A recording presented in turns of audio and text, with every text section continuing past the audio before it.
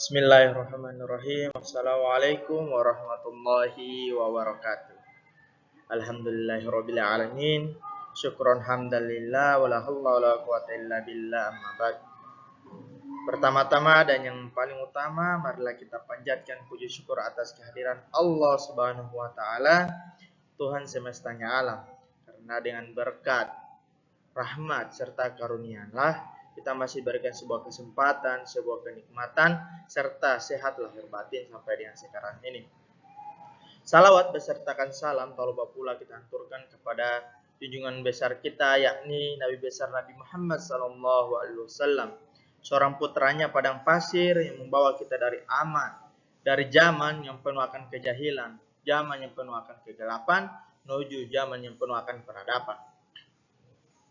Teman-teman sekalian, pada kesempatan kali ini saya beserta teman-teman saya akan menguak kembali ataupun akan membahas beberapa macam materi yang telah kami kuak serta kami presentasikan menjadi beberapa macam bentuk, yakni masuk kepada bab 5. Bab 5 ini kita akan menjelaskan tentang komunisme, demokrasi menurut terminologi komunisme, dan perkembangan post-komunisme.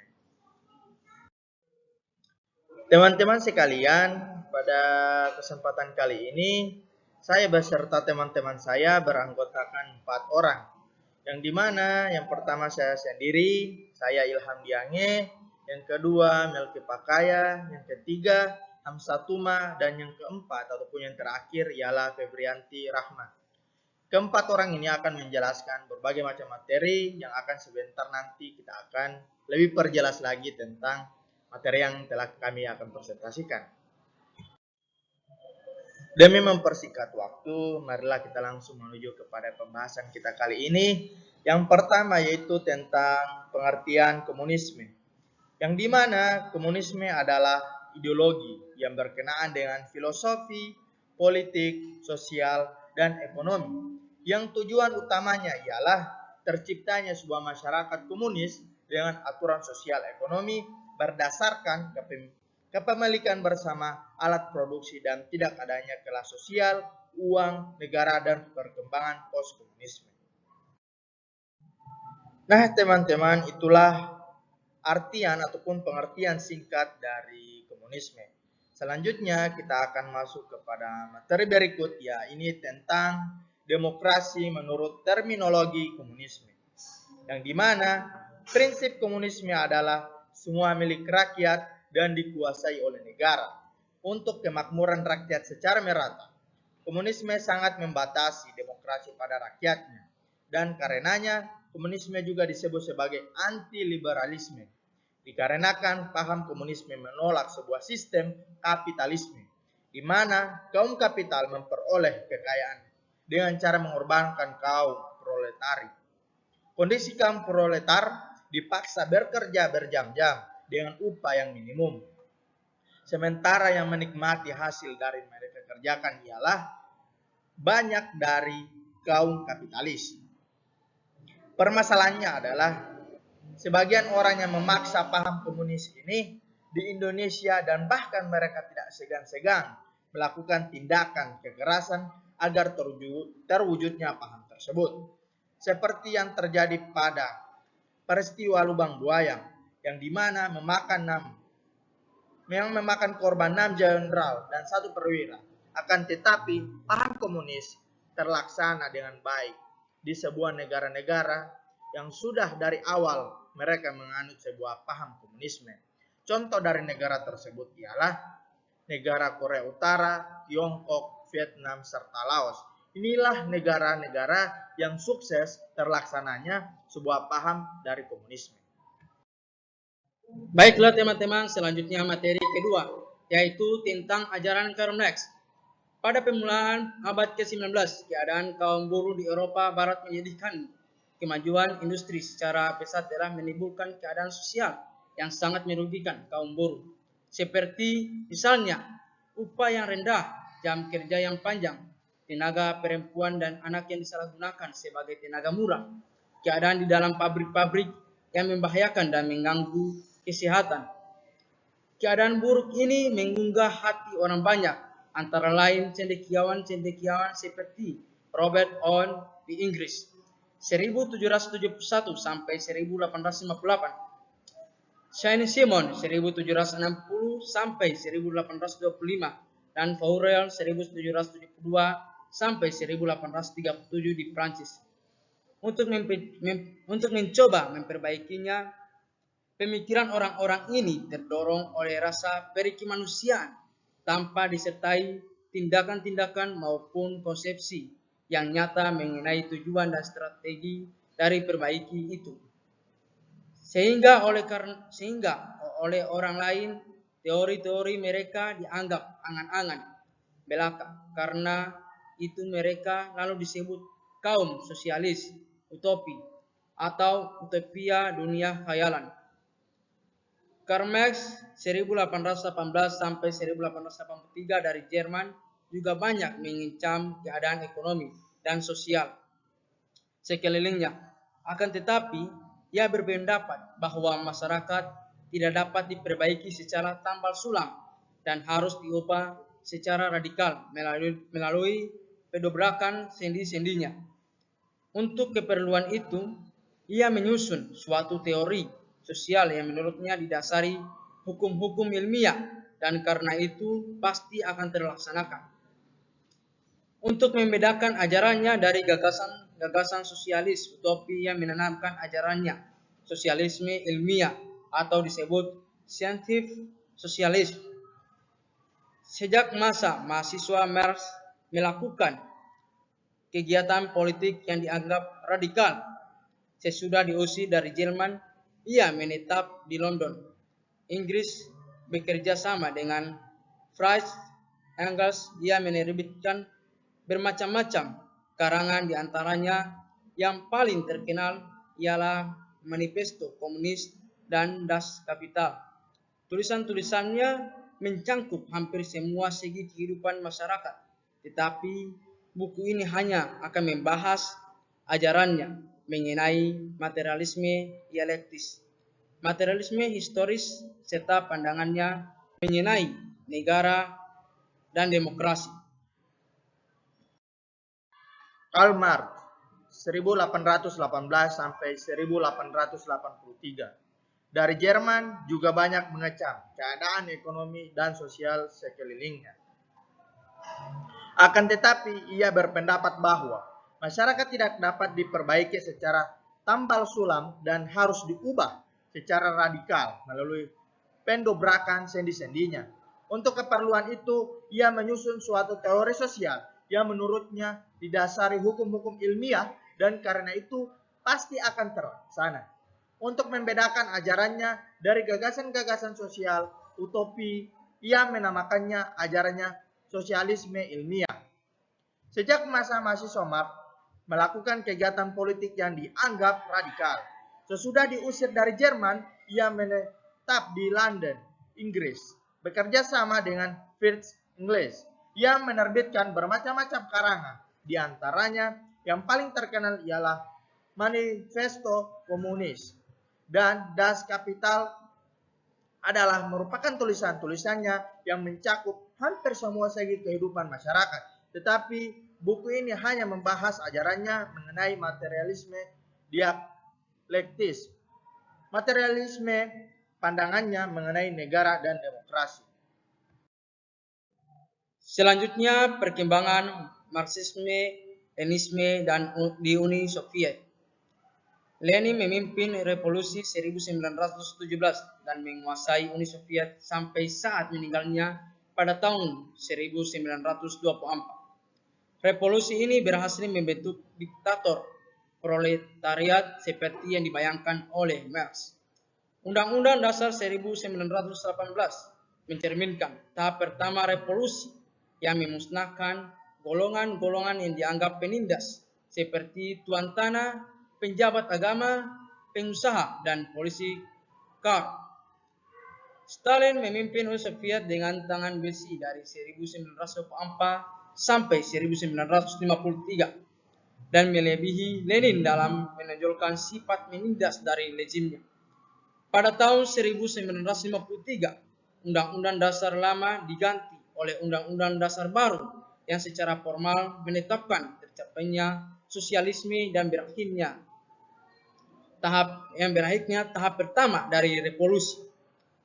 Dengan demikian, secara resmi dimulai tahap kedua, yaitu menyelenggarakan transformasi masyarakat ke arah masyarakat komunis. Khrushchev berhasil menguasai Uni Soviet sebagai hasil suatu proses perbuatan kekuasaan di antara pemimpin-pemimpin teras. Selanjutnya, Khrushchev melancarkan gerakan destalinisasi melalui Kongres Partai Komunis Uni Soviet yang ke-20 yang diadakan pada tahun 1956. Dalam proses ini, Stalin dikecam karena kesalahan-kesalahan yang dianggap merugikan rakyat Uni Soviet dan karena mengimbangkan kultus individu. Doktrin Marxisme-Leninisme ditinjau kembali dalam rangka perkembangan baru yang terjadi sesudah Perang Dunia II, baik di dalam negeri atau timbulnya suatu generasi baru yang terdiri atas para manajer, usahawan, dan cendekiawan maupun di luar negeri atau penemuan bom nuklir. Dalam hubungan ini perlu diperhatikan program Partai Komunis yang disahkan oleh Kongres kedua pada tahun 1961 yang banyak memuat pemikiran baru. Baiklah, saya akan melanjutkan dari pemateri kedua.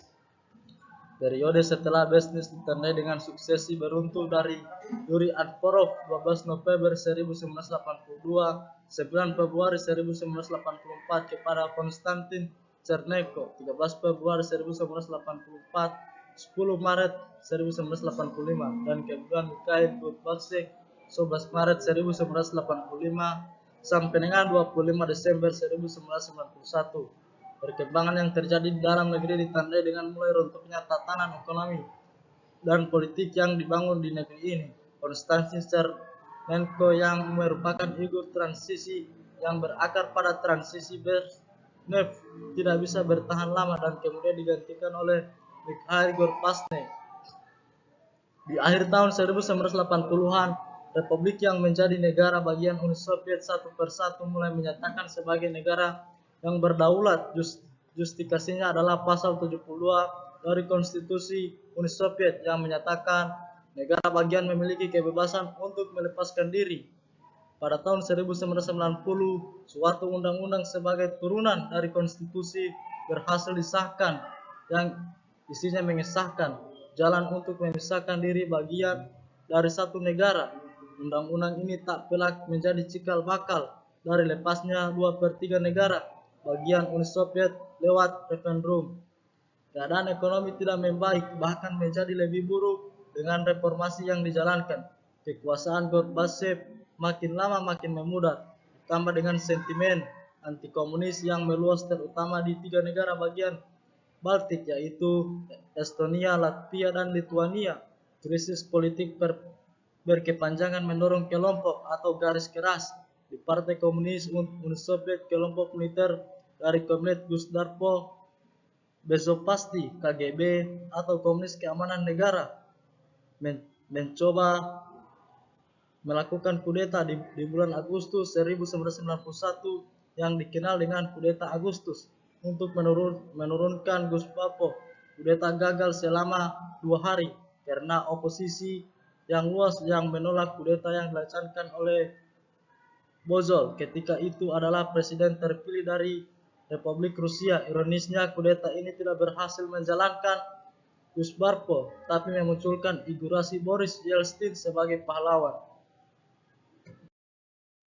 Kemudian reputasi Gorbachev terus menurun sehingga ia kemudian mengundurkan diri sebagai sekretaris jenderal Partai Komunis Uni Soviet. Hanya dalam hitungan hari semua kegiatan Partai Komunis Uni Soviet dibekukan dan negara bagian yang pernah tergabung dengan Uni Soviet satu persatu memerdekakan diri dari Uni Soviet.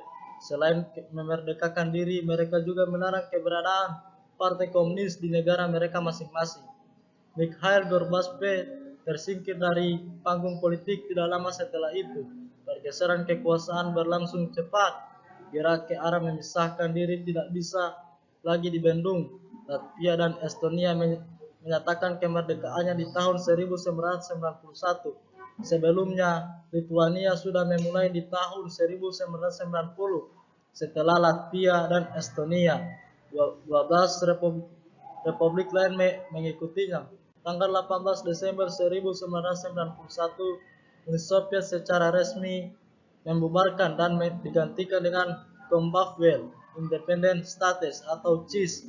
Bulan Juni tahun 1991, Boris Yeltsin terpilih sebagai presiden Rusia yang pertama.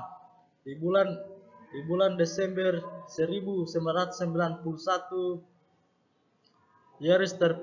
segera setelah kudeta Agustus yang Yeltsin membuat kesepakatan dengan pemimpin Belarusia dan Ukraina, negara bagian terbesar dari Uni Soviet, untuk membubarkan Uni Soviet negara resmi. Boris Yeltsin diketahui bukan tokoh yang sehat. Ia mendirikan serangan jantung sehingga persoalan mencari pengganti yang tepat juga menjadi agenda politiknya yang penting.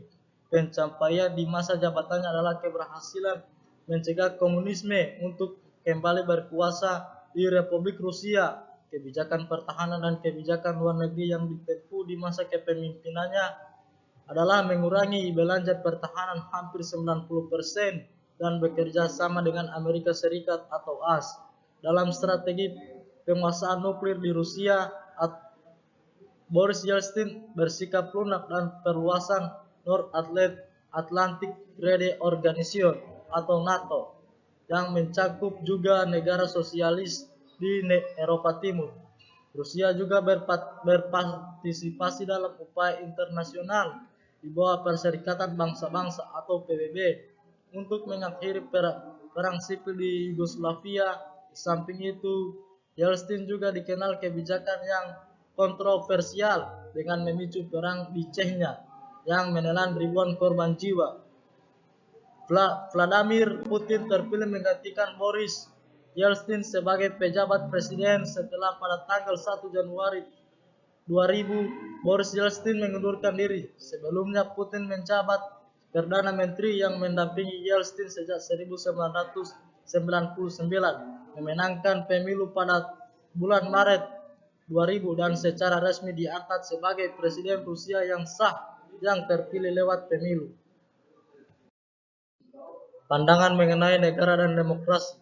Demokrasi pada tahap ini menurut Lenin, demokrasi untuk mayoritas dari rakyat dan penindasan dengan kekerasan terhadap kaum penghina dan penindas dengan jalan menyingkirkan mereka dari demokrasi. Menurut Lenin, demokrasi ini sudah merupakan perbaikan terhadap demokrasi berjuasi yang menurut Lenin merupakan demokrasi untuk minoritas terhadap mayoritas yang tidak mempunyai hak demokratis terhadap kecaman bahwa diktator dan yang tidak mempunyai hak demokrasi. Demokrasi pada hakikatnya bertentangan satu sama lain. Lenin menandaskan demokrasi bahwa diktator dan demokrasi merupakan dua muka dari lencana yang sama, bahwa diktator dan demokrasi merupakan negara dengan tercapainya komunisme. Dikatakan Lenin bahwa negara akan melenyap sama sekali manakala masyarakat menerima prinsip bahwa setiap orang bekerja sama kesanggupannya, setiap orang menerima menurut kebutuhan.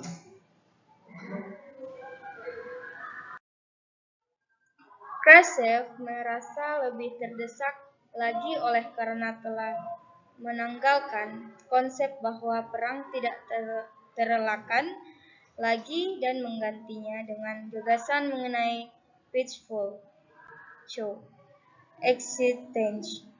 Maka dari itu, ia secara formal tetap mempertahankan gagasan bahwa negara akan melenyap.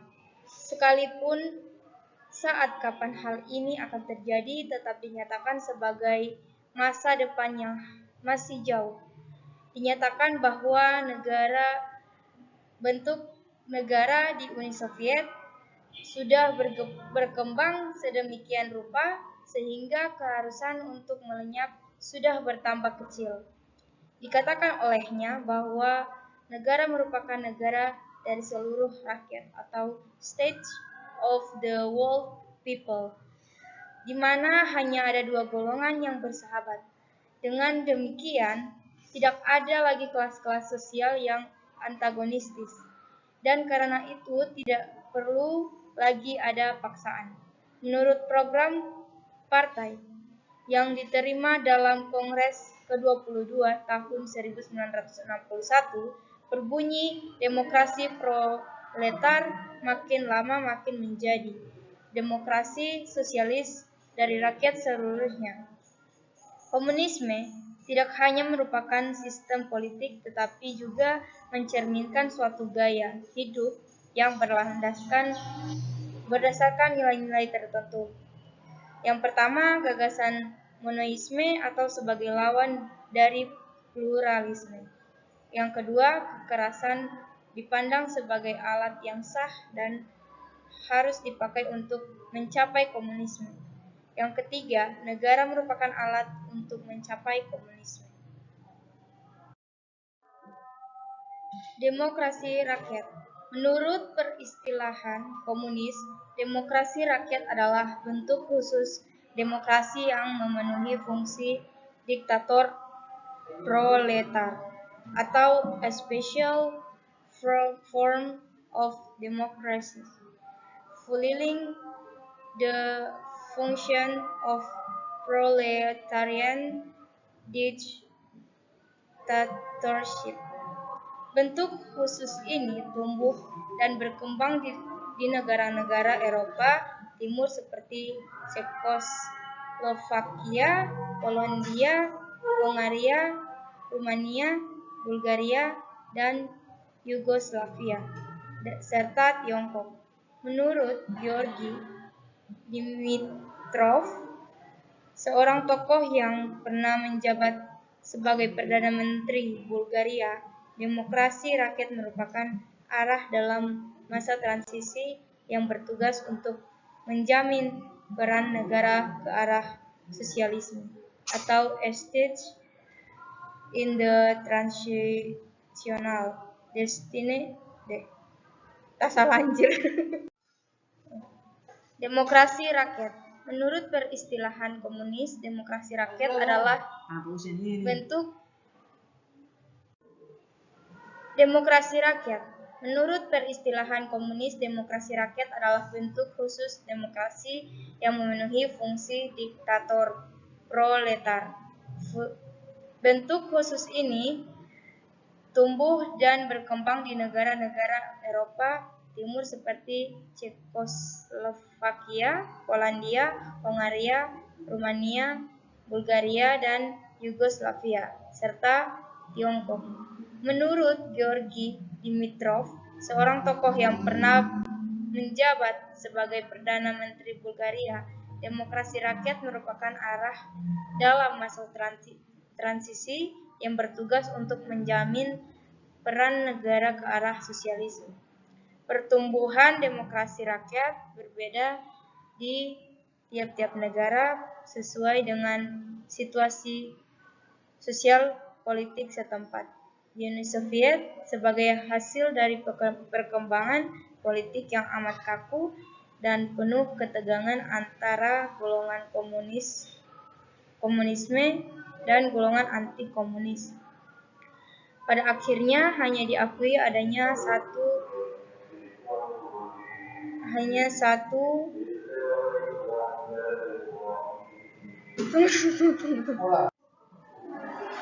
demokrasi rakyat.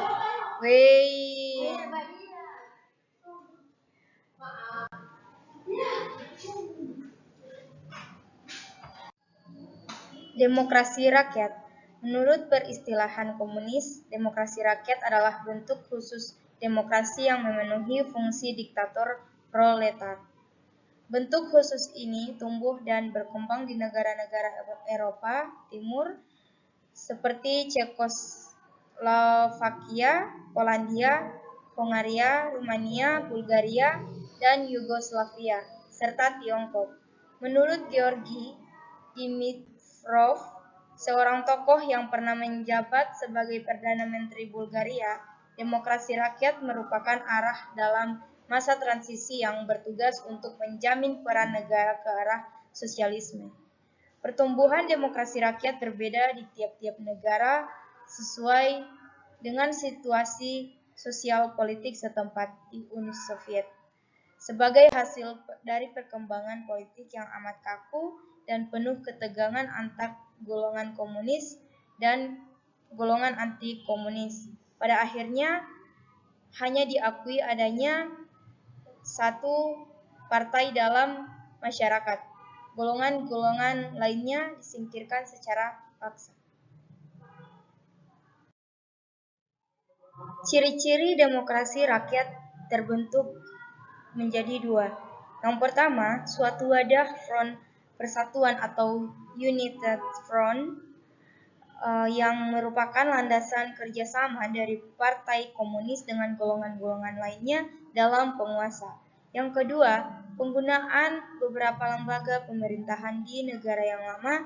Di Cina, gagasan demokrasi rakyat dipengaruhi oleh pemikiran-pemikiran Mao Zedong yang melancarkan gagasan mengenai demokrasi baru atau New Democracy.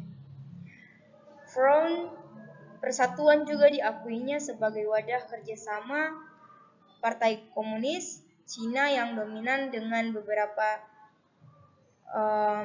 partai kecil lainnya. Kritik terhadap komunisme dan runtuhnya kekuasaan komunis. Keruntuhan rezim komunis sejak 1989 di berbagai negara memunculkan beragam teori dan penjelasan. Kita bisa mencatat misalnya buku Paul Kennedy tentang The Rise and Fall of the Great Powers, G.F. Brown, Surge to Freedom, dan Ralph Dahrendorf, Reflection on the Revolution and Europa.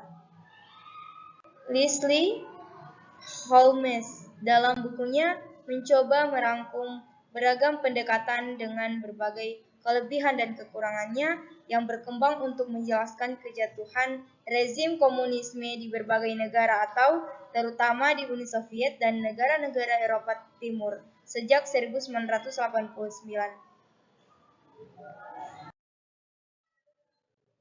Baik, terima kasih. Itulah hasil pemaparan dari kelompok kami. Assalamualaikum warahmatullahi wabarakatuh.